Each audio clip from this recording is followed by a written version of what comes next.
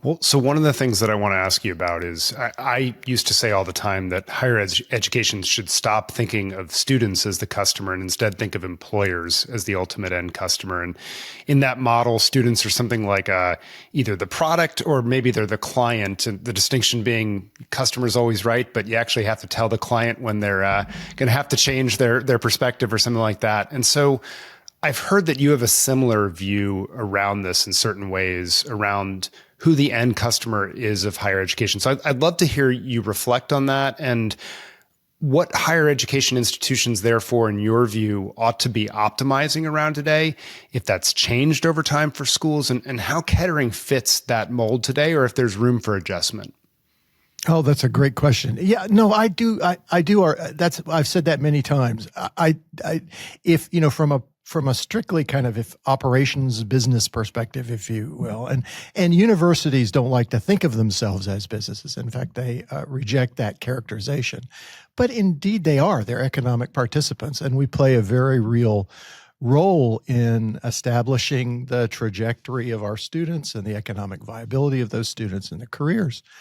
And in that way, the customer of an organization, of a company, is the thing or the person or the organization that establishes the value of the product that you are producing. So in that sense, the student really is very much the product of the university, and the customer are the graduate schools or the organizations downline from that hire or that accept our students and establish the value of what we are doing and the value of their experience here.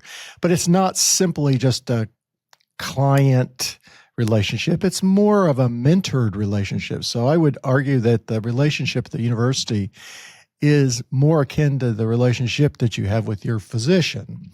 You can't go into the physician's office and say, that big bottle of that I want one of those. And the physician says, no, well, we've got a special. We can get 2 for 1 today.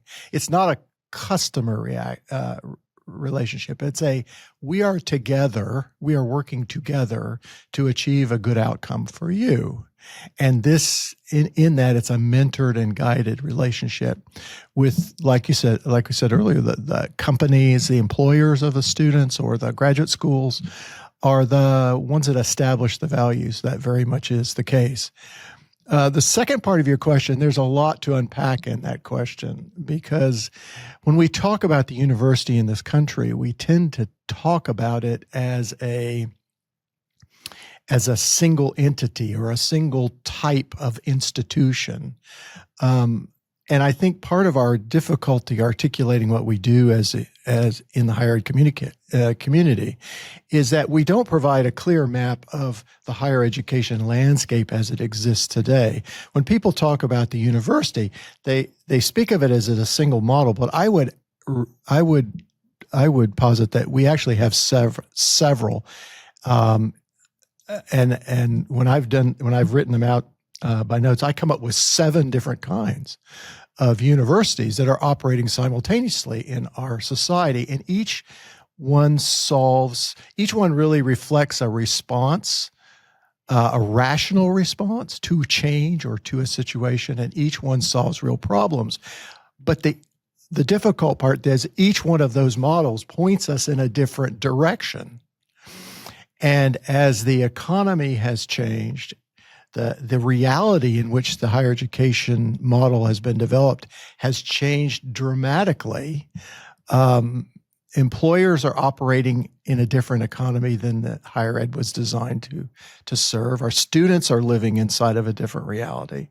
And the country faces a different set of challenges. So we are increasingly faced with an educational structure that's kind of discordant with the world around it.